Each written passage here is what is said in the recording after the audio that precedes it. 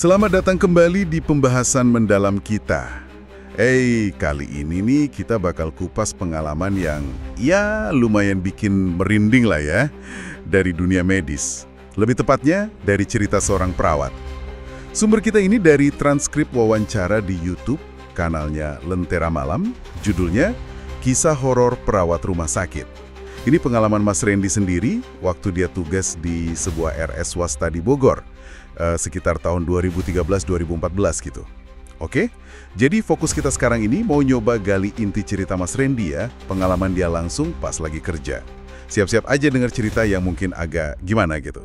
Mulai dari ngerawat pasien yang ternyata ada temennya, sampai gangguan pas dinas malam. Yuk kita telusuri bareng? Iya, yang langsung bikin penasaran dari sumber ini tuh gimana ya lingkungan kerja yang intens kayak rumah sakit itu kok bisa jadi latar cerita yang agak di luar nalar gitu loh. Kita coba lihat deh, ada pola atau benang merahnya nggak dari cerita-cerita ini? Oke, kita mulai dari cerita pertama yang menurut saya lumayan kuat ya, dari Mas Randy. Waktu itu dia lagi ngerawat seorang ibu. Nah, pas lagi periksa, dia lihat ada sosok bapak-bapak, umurnya kira-kira 50-an lah, di pojok ruangan. Diam aja, cuma senyum. Tapi anehnya nih, pas ditanya ke anak pasien, anaknya bilang penjenguk cuma 3 orang. Dan nggak ada tuh yang ciri-cirinya kayak bapak yang dilihat Mas Randy. Nah, ini kan udah mulai janggal ya di awal. Perawatnya lihat sesuatu, tapi orang lain di situ nggak lihat atau nggak ngeh gitu. Sumbernya bilang sih Mas Randy ya sempat bingung, tapi kayaknya nggak terlalu dipikirin waktu itu. Nah, ceritanya jadi makin gimana ya? Intens gitu. Pas ibu ini harus dirujuk ke RS lain. Mas Randy ngaku dia lihat lagi sosok bapak yang persis sama itu. Tapi kali ini sosoknya udah duduk di dalam ambulans yang mau bawa mereka. Tunggu. Di dalam ambulans yang sama? Wah, itu eskalasinya lumayan drastis ya, dari cuma lihat di pojokan kamar. Iya betul.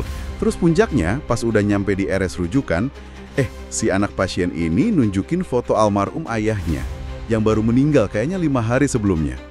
Dan sosoknya persis banget sama bapak yang Mas Randy lihat tadi, di kamar terus di ambulans. Ternyata, ya ampun, kondisi si ibu ini drop parah karena emang baru ditinggal suaminya. Wah, ini langsung nyambung banget ya, berarti kejadian itu sama duka yang baru aja dialami keluarga. Sumbernya sih nggak nyimpulin apa-apa ya, cuma nyajiin pengalaman Mas Randy yang kaget, terus ngerasa bersalah juga kan, sempat mikir aneh-aneh, padahal jelas banget kaitannya penampakan itu sama almarhum suami pasien. Ada lagi nih cerita lain, tentang pasien lansia, sering dipanggil Oma. Oma ini katanya pengen banget ketemu cucunya dari Jogja. Tapi ya sayangnya beliau keburu meninggal sebelum cucunya datang. Nah setelah Oma nggak ada, Mas Randy ini mengaku pernah lihat sosok Oma di ruang istirahat perawat. Dan ternyata bukan cuma dia loh, ada pasien lain di ICU, ibu-ibu, dia sampai minta pindah tempat tidur. Katanya ngerasa diliatin terus sama sosok ibu tua, kurus. Mirip Oma? Iya, deskripsinya mirip Oma banget, yang berdiri dekat tempat tidurnya. Bahkan nih, ada petugas kebersihan, namanya Mas Yono, dia sampai lari ketakutan. Katanya abis lihat pantulan sosok mirip Oma di kaca pintu ruangan kosong deket ICU pas lagi ngepel. Menarik ya ini. Kejadiannya berulang dan dialami orang yang beda-beda. Ada perawat, pasien lain, petugas kebersihan juga. Interpretasi Mas Randy di sumber itu kan mungkin Oma ini masih penasaran atau gimana ya? Karena keinginannya ketemu cucu belum kesampaian. Ya ini kayak ngegasin tema keinginan kuat yang belum tuntas gitu. Terus ada lagi cerita yang lumayan bikin tegang nih. Pas dinas malam di ruang rawat kelas 1. Awalnya Mas Randy cuma lihat sekilas aja sosok pria di lorong dekat IGD. Instalasi gawat darurat ya. Sosok itu terus hilang gitu aja. Gak lama pas dia sama 2 teman perawatnya, Teh Mega sama Teh Dwi, lagi sibuk bikin laporan di nurse station. Lagi fokus kerja ya berarti?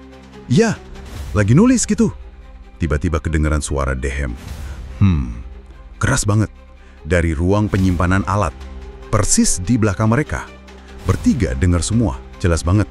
Ya, langsung pada takut merinding semua. Nah, besok malamnya ceritanya nambah lagi. Ada keluarga pasien yang akhirnya berani lapor ke perawat jaga. Dia bilang, sekitar setengah jam sebelumnya, dia lihat sosok laki-laki. Serem katanya deskripsinya. Pakai kemeja kotak-kotak item putih, tapi penuh darah. Terus tangannya kayak bengkok gitu, celananya lusuh, sobek-sobek. Sosok ini berdiri di depan nurse station, ngeliatin perawat yang lagi kerja. Makanya dia jadi takut mau minta tolong lebih awal. Nah loh, terus gimana tuh? Akhirnya dicek kan ke satpam, namanya Pak Abdul. Ternyata pas malam pertama kejadian suara dehem itu, emang ada kecelakaan tragis dekat rumah sakit. Oh, ada hubungannya? Kayaknya terkait sama korban kecelakaan yang baru aja kejadian itu. Sumbernya seolah nunjukin jejak dari trauma kecelakaan itu ke gangguan di RS. Jadi kalau kita perhatiin polanya dari cerita-cerita Mas Randy ini, lumayan konsisten ya. Fenomena yang dia alami itu seringkali kayak nyambung langsung ke kejadian emosional yang spesifik dan kuat. Entah itu duka karena kehilangan orang tersayang, atau keinginan mendalam yang belum kesampaian, atau ya trauma kematian mendadak kayak kecelakaan tadi. Jadi bukan sekedar tempatnya angker, tapi kayak ada gema dari emosi-emosi kuat itu yang mungkin masih tertinggal di sana. Terus, apa artinya ini buat Anda yang dengerin? Ya, terlepas dari Anda percaya atau enggak sama hal-hal gaib ya. Cerita dari sumber kayak video Lentera malam ini, paling enggak ngingetin kita betapa intensnya emosi sedih, harapan, takut yang ada di lingkungan kayak rumah sakit. Dan ini tuh bagian dari realitas kerja para tenaga medis kita sehari-hari. Sesuatu yang mereka hadapi gitu. Nah, sebagai penutup nih, coba deh Anda renungkan sebentar. Seberapa jauh sih sebuah tempat itu bisa menyerap atau menyimpan jejak dari peristiwa emosional yang pekat banget? Apakah pengalaman kayak yang diceritain Mas Randy ini, efek murni cuma efek psikologis dari stres kerja yang berat? Atau jangan-jangan memang ada lapisan realitas lain yang kadang-kadang bisa tersingkap di tempat-tempat kayak gitu? Sesuatu buat Anda pikirkan lebih lanjut ya.